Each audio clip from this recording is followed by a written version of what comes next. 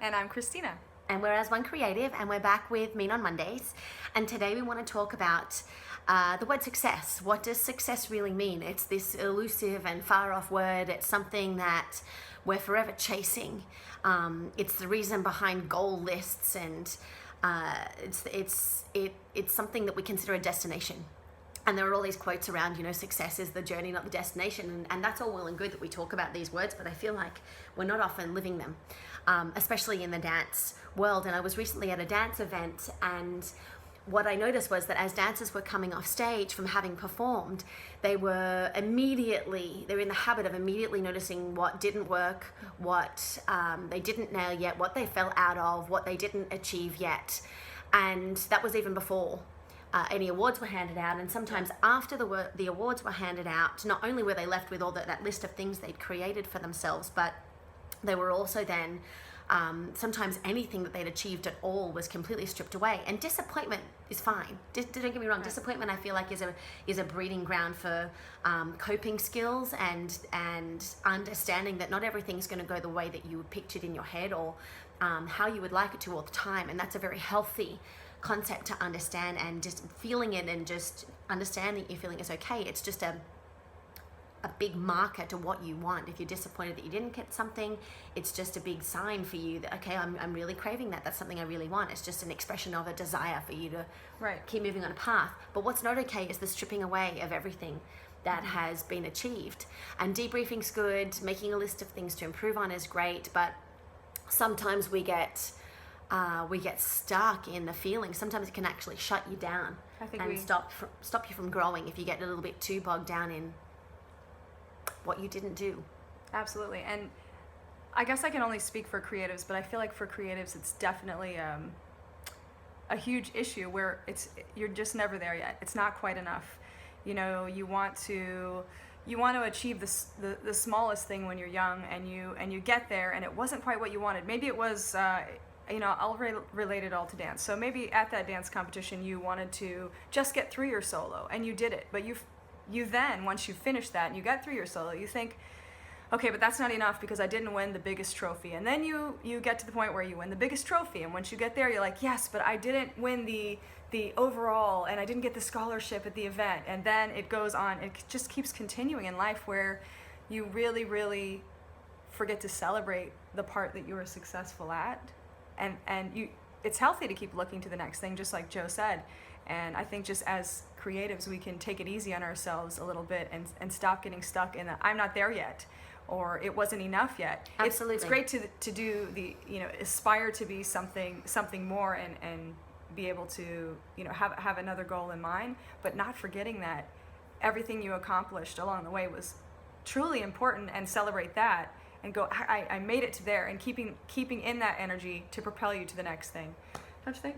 Absolutely. It's definitely a case of, what success did I have? Asking yourself as you came off stage, okay, that didn't work. Okay, I can acknowledge that. There's no need to pretend. But what success did I have? What have I achieved? How far have I come to even get to this point?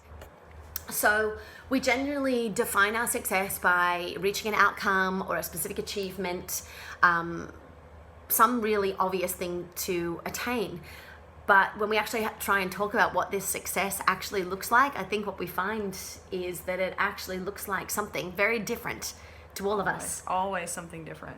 If you're a runner, you want to reach that best time at the marathon. If you're an athlete, if you're someone who's in finance, or if you're someone who really craves that, I want to be wealthy, and success means wealth. To some people who are, want a family, success means I keep a family together, and it's beautiful for me. I mean, there's so many different and things. It really is defined by your end game. I think there are some people in dance class who just making it through their growth as a dancer, making it to a point where they nail a triple pirouette on the left is an absolute achievement. For somebody else, they want to be working at lucky left. But some people want to be a working dancer, and so that's what they're looking for. So I think the thing about success is it's actually a feeling underneath the achievement that we kind of list as this word that we want to get to, this one goal that we want to see ourselves arrive at. It's actually the feeling that sits underneath. It's the feeling of worth, it's the feeling of belonging, it's the feeling of accomplishment or celebration or elation. It's actually that feeling that we want to get to, and that's why it looks different as we grow and as we expand. When I was in kindergarten, what success looked like to me then might have been, getting a gold star on my coloring in project, but that's why it changes as we grow, and that's why sometimes when we reach a goal that we once had, we forget to feel that success, because by the time we've reached it, sometimes we've set our sights on something new. There's always going to be something more that we want to get to, but what doesn't feel good about this is if we get stuck in the I'm not there yet story. So, and when we're stuck in an I'm not there yet cycle or an I'm not there yet story, what tends to happen is that's when we tend to start our eyes wandering. We get off our own mat, as they say in yoga, and we start noticing what everybody else is doing, and then we can that dirty word of comparison.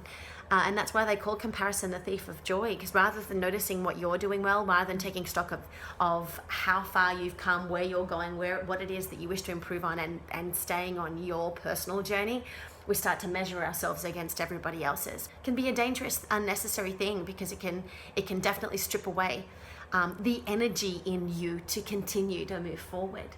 By noticing other people's success, I don't think we're saying by any means not to notice and just to go along with your blinders on, but we're talking about the danger of measuring. Noticing somebody else's success can be a positive thing if it's a matter of realizing what's possible and how can I bring that into my experience, but to remember to stay on your own path. Right. Because your path is definitely guided by what you have to offer, and you are not the same as anybody else. No. And just really remembering to enjoy every little step of the way. And like Joe said, staying in the energy of all of that, to, again, aspire and respect those people that are in the space or in the place, in the success that you wish to have, but they didn't get there, overnight. And it may not even be their dream or their goal where they are now. And if it is yours, just let it inspire you. So what does success really mean? It means whatever you decide it means. It means something different for all of us, and it looks like something different for all of us. But what it isn't is one thing. It's something that's going to change as you change and as you grow. And so the way to stay with that feeling of what success really feels like to you in that moment of celebration or feeling ecstatic or just so thrilled is to allow yourself to celebrate every little thing along the way, because there will always be something to reach for, but there will most definitely always be something to celebrate. Success! See you next time!